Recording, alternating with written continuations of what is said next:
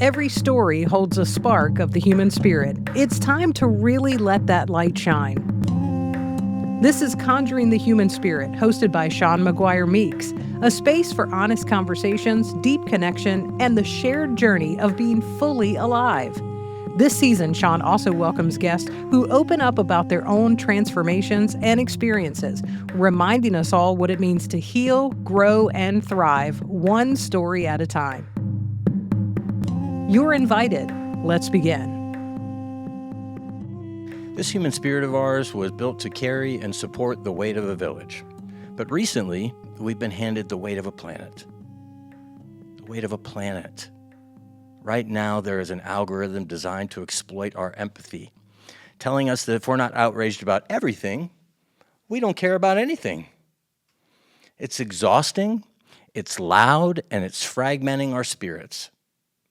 Today, I'm going to give you a word you might not have heard in a long time. Permission. Permission to turn it off without being judged and without losing your soul.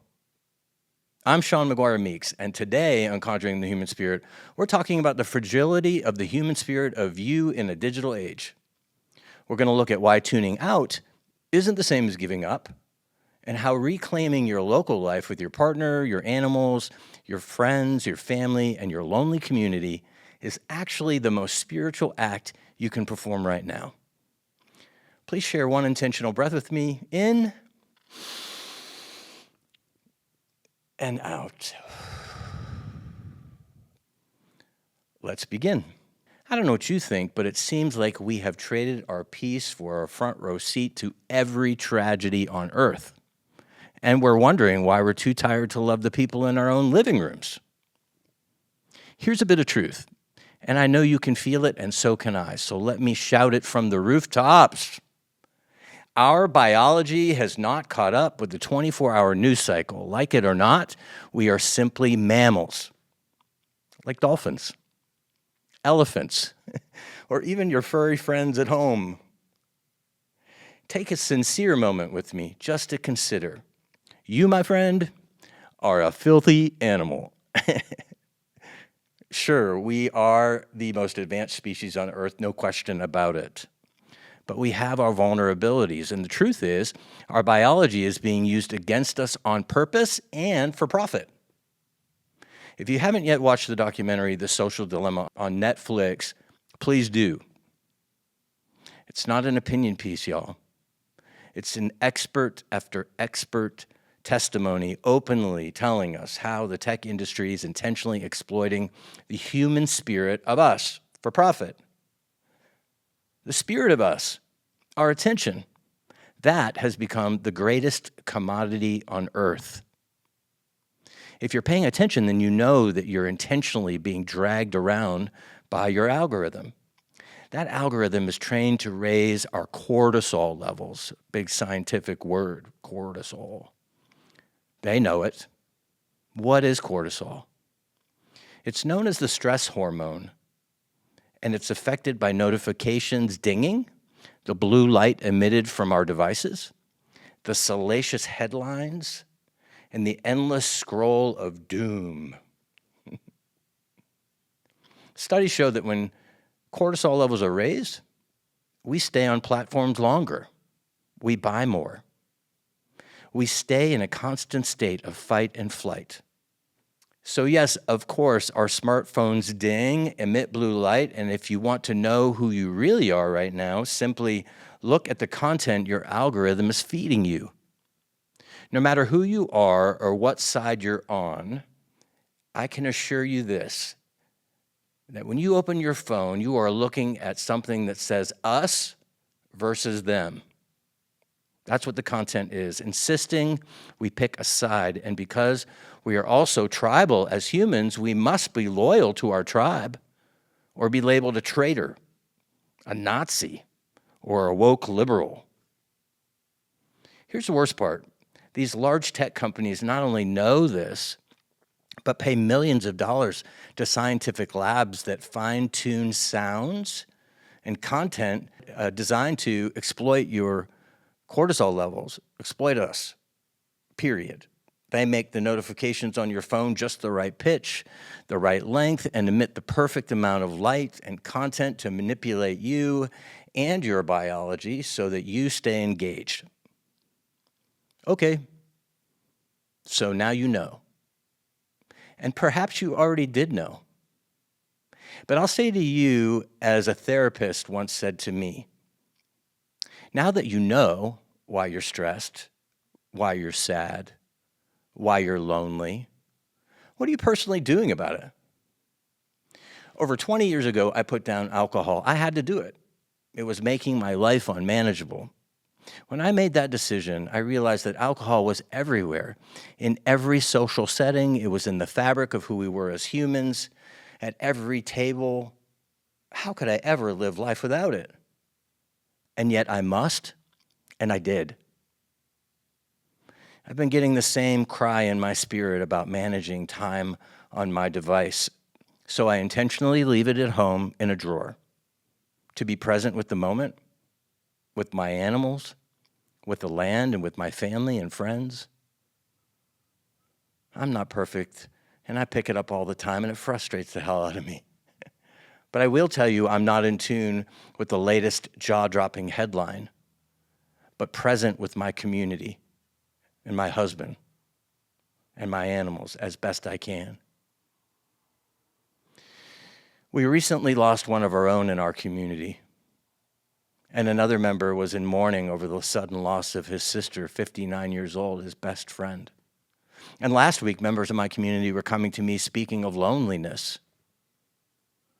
Goodness, y'all. Life is simply full with what's happening in our own family and community. With all that on my plate, a night out for dinner with friends was needed. We hadn't seen one another in a long time for the reasons I just mentioned. I intentionally left my phone at home.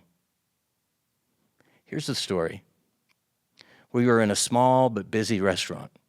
We ordered at the counter and got seated. Then, dun, dun, dun, the phones around me immediately came out. Remember, mine's at home in the drawer.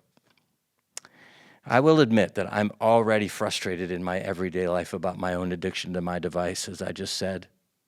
I'm seemingly forever competing for my husband's attention with his device. Phones are ever present, and even when they're not on, they're present. Y'all know that, and listening. I do my best to offer grace to myself and acknowledge that others are powerless, and these things have tremendous power over all of us. But that night, blue light flooded the faces of the men sitting across from me, and then to my left, and this went on through most of dinner, until someone said, I don't mean to be a downer, but did you hear another person was shot in Minneapolis today? Oh, God. Immediate conversation ensued with conflicting details, and because I intentionally do not consume outrageous headlines of the day, my mind began racing, trying to process the outrage. I was immediately, however, struck by the contradictions of information I was hearing at the table, just with my own group of friends. He had a gun, he didn't have a gun, it was ICE, it was a federal officer, it was, and. They were just conflicting information. And the lack of certainty regarding the details of the event being discussed was shocking to me. I sat quietly wondering if each person's algorithm led them to their own set of facts. It is fair to say that I was already annoyed and not enjoying dinner. The phones, the confusion, and now a dramatic story was being shared about a personal friend of someone at the table who was across the country that had been arrested by ICE for blowing a whistle, and they were now in need of a federal attorney. Overwhelmed and irritated by it all, I flatly and abruptly said, I think if you're in this country illegally, you should be held accountable. Period. Silence fell over the table. There was absolutely no question my comment was shockingly insensitive and ill-timed. I could see on the faces of everyone, oh God, time to backpedal. How can I fix this? I was immediately called out by the group as being aggressive and insensitive, which made me more defensive and aggressive. The evening ended in anger. Men pushed their chairs from the table. I clearly had crossed an uncrossable line, and no matter what I said, it made things worse. I'll admit leaving was probably the best thing to do. But before they left, I said, wait, what about our friendship? What about our community? One screamed back over his shoulder, I don't know about our friendship. I said loudly to all of them as they were racing toward the door in this crowded restaurant, now having made a scene, I'm so sorry for my part in all of this. That was met with no reply. No one turned around. My gentle, sweet husband and I were left alone at the table. I got into the car and tried to make sense of what was happening. My husband tried to console me, but said, Sean, I said, I know, I made a mistake. That's why I apologized. I'm sorry. I got home and back to my phone and immediately messaged the group, and apologized for making such a mess of the evening. No one ever responded to my apology in person at the restaurant or that night by text. When I woke up the next morning, I went on the apology tour. Of the 3, 2 accepted my apology. The other either still isn't ready or maybe never will be ready to speak to me again. At that table, I was labeled insensitive, uncaring, and intentionally disconnected from the troubles of the world. And the next day, I got feedback from friends that though I had decided to leave my device at home and not tune into the troubles of the world, that this is the reality of how people interacted today, and I need to understand that. I was majorly triggered that night. Being labeled as insensitive and uncaring made me lash out, and I'm sincerely sorry about that. I do my best to be the hugs and love y'all guy all the time. But, alas, I can assure you, and if you know me, you'll know I'm human and so are you. And yet, as I continue to step into this place of service here at the farm, offering workshops to you, working with you one-on-one, I do the best I can to focus on the things I can control so that I can remain grounded in my purpose. I will also continue to try not to be hijacked by a sense of duty with things I can't control. I'm curious, how does this story sit with you? Are you experiencing the same things out there? Are you mad at me? Are you mad at me who's listening? Do you understand what I'm saying? Are your conversations about national events at the table? Are they about politics? The latest outrage of the day? When I circumnavigated the planet 10 years ago, visiting 42 countries, traveling over 42,000 nautical miles over 6 months, I came home knowing that my place, my responsibilities, my duty is to act locally in my community. The world is a big place, y'all, with immeasurable atrocities. I nor you are biologically designed to emotionally hold all that is happening in the world. I'm reminded of my grandma, Norma. God rest her soul. Little old Erie, Pennsylvania. She spent much of her free time bringing family and friends together, present for her grandchildren, present and enjoying monthly club with her group of friends playing cards and having a Manhattan, taking a casserole to the family struggling, visiting the sick in the hospital. She wasn't a saint.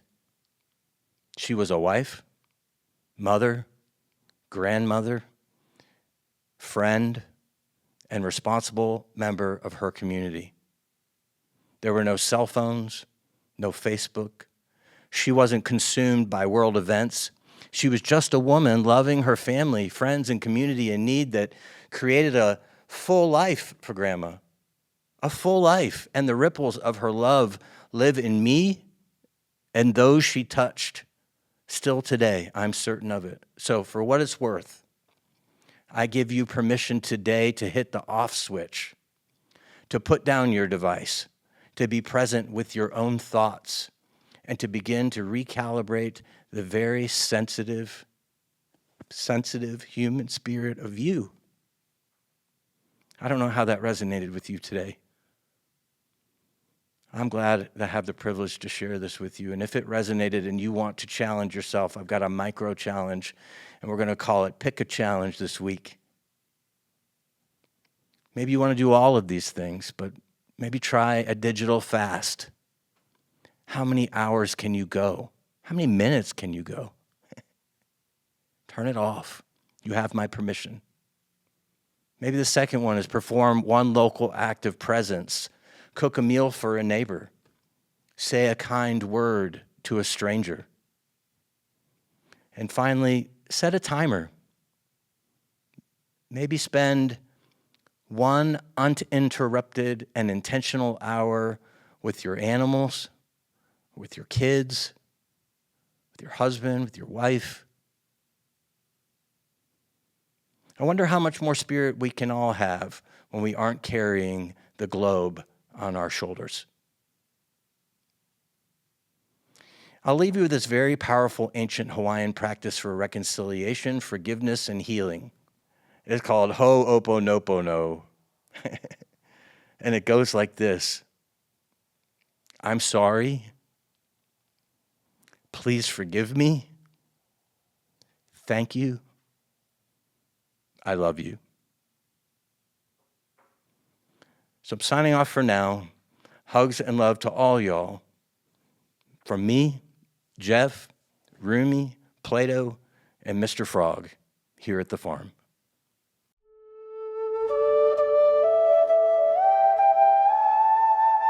You've been listening to Conjuring the Human Spirit with Sean McGuire Meeks. To connect with Sean, learn more about working one-on-one, or to grab your spot for an upcoming workshop, visit McGuireLife.com or tap the link in this episode's description. Thank you for joining us, and remember, you're not alone.